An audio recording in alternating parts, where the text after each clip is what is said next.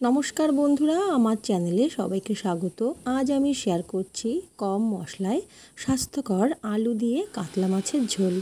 এই রেসিপিটা দারুণ টেস্টি হবে খেতে। খুব অল্প উপকরণে এই রেসিপিটা আজকে আমি তৈরি করে দেখাবো। এই গরমের দিনে এরকম এক হালকা পাতলা রেসিপি আর ধোয়া ওঠা গরম ভাত অসাধারণ হয়। তো বন্ধুরা, রেসিপিটা শুরু করছি। প্রথমেই আমি নিয়েছি 5 পিস কাতলা মাছ। মাছটাকে নুন হলুদ মেখে রেখেছি।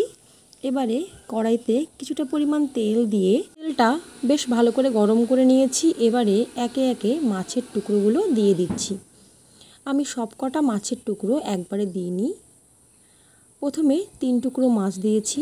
এক পিঠ ভাজা হয়ে গেলে উল্টে দিয়ে অন্য পিঠ ভেজে নিচ্ছি। আঁচটাকে মিডিয়ামে রেখেছি। 3 পিস মাছ ভেজে তুলে নিয়ে এবারে সেই তেলেই দিয়ে দিচ্ছি বাকি 2 পিস মাছ।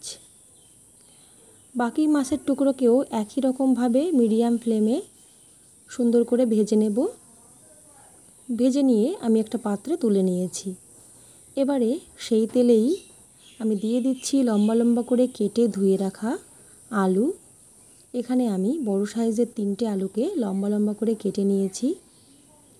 দিয়ে দিচ্ছি পরিমাণ মতো নুন আর হলুদ গুঁড়ো।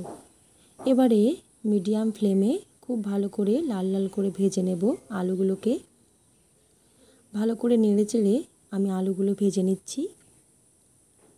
তো বন্ধুরা, আজকের এই রেসিপিটা আশা করি তোমাদের সকলের ভীষণ ভালো লাগবে। রেসিপিটা শেষ পর্যন্ত দেখার অনুরোধ রইল। আলুগুলো বেশ লাল লাল করে ভাজা হয়ে গেছে। আমি একটা পাত্রে তুলে নিয়েছি। এবার সেই কড়াইতেই দিয়ে দিচ্ছি বেশ কিছুটা পরিমাণ সর্ষের তেল।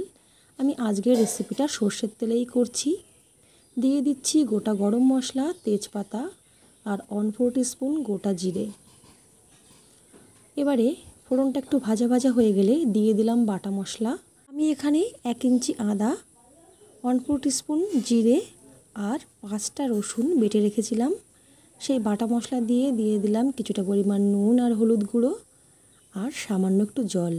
এবারে মিডিয়াম ফ্লেমে নেড়েচেড়ে 2 মিনিট আমি কষিয়ে নেব। 2 মিনিট কষিয়ে নেওয়া হয়ে গেলে আঁচটাকে লোতে করে দিয়ে আরও 2 থেকে 3 মিনিট কষিয়ে নেব, যতক্ষণ না পর্যন্ত মশলা থেকে তেল ছেড়ে দিচ্ছে। তো নাড়তে চাড়তে আমার মশলা কষিয়ে নেওয়া হয়ে গেছে। এবারে আমি দিয়ে দিচ্ছি ভেজে তুলে রাখা আলুর টুকরো। আলুর টুকরোগুলো দিয়ে আরও 2 মিনিট আমি মশলার সঙ্গে আলুকে কষিয়ে নেব, যাতে আলুর সঙ্গে মশলা বেশ ভালো মিশে যায়। 2 মিনিট সময় ধরে ভালো করে নেড়েচেড়ে আলুকে কষিয়ে নেওয়া হয়ে গেলে আমি দিয়ে দিচ্ছি পরিমাণ মতো জল। তো তোমরা যে যেমন ঝোল রাখতে পছন্দ করো সেই হিসাবেই জল ব্যবহার করবে। আমি যেহেতু এই রেসিপিটা একটু ঝোল ঝোল রাখবো, সেই জন্য জলের পরিমাণ একটু বেশি দেব। এবারে জল দেওয়া হয়ে গেলে ফ্লেমটাকে হাইতে করে দেব। হাই ফ্লেমে আমি ঝোলটাকে ফুটতে দেব। একটু নেড়ে মিশিয়ে নিচ্ছি যে কতটা জল প্রয়োজন হবে।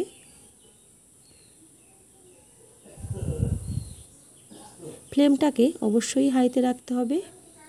হাই ফ্লেমে ঝোল ফুটতে শুরু করেছে। 3 মিনিট হাই ফ্লেমে ফুটিয়ে নিয়ে এবারে আমি দিয়ে দিচ্ছি ভেজে তুলে রাখা মাছের টুকরো। আমি এই রেসিপিতে চন্দ্রমুখী আলু ব্যবহার করেছি, সেই জন্য আমি ঢাকা দিয়ে আলুগুলো সিদ্ধ করে নিই, কারণ চন্দ্রমুখী আলু খুব সহজেই সিদ্ধ হয়ে যায়।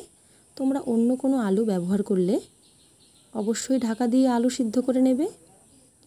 তো দেখো বন্ধুরা, আলুগুলো কিন্তু খুব সুন্দর সিদ্ধ হয়ে গেছে। নেড়ে ঝোলের সঙ্গে মাছের টুকরোগুলোকে মিশিয়ে নিচ্ছি। মিশিয়ে নিয়ে আরও 2 মিনিট আমি হাই ফ্লেমে জাল করে নেব, যাতে ঝোলের পরিমাণটা একদম পারফেক্ট থাকে। খুব বেশি ঝোল ঝোল থাকলে কিন্তু খেতে ভালো লাগবে না। তো রেসিপিটা কিন্তু আমার কমপ্লিট হয়ে গেছে। আমি আর কোনো মশলা ব্যবহার করব না। আমি যেহেতু ফোড়নে গরম মশলা দিয়েছি, তাই নামানোর সময় আর গরম মশলা ব্যবহার করলাম না। তোমাদের কাছে যদি ধনেপাতা থাকে তো এই সময় একটু ধনেপাতা কুচি ব্যবহার করতে পারো। আমার কাছে ছিল না, তাই জন্য আমি ধনেপাতা কুচিটা দিতে পারিনি। তো বন্ধুরা, আশা করি রেসিপিটা তোমাদের ভালো লাগবে। রেসিপিটা ভালো লাগলে লাইক, কমেন্ট, শেয়ার করার অনুরোধ রইল। আর আমার চ্যানেলে নতুন বন্ধু হলে চ্যানেলটা সাবস্ক্রাইব করে আমার পাশে থেকো। সকলে খুব ভালো থেকো, সুস্থ থেকো। দেখা হবে পরবর্তী কোনো ভিডিওতে।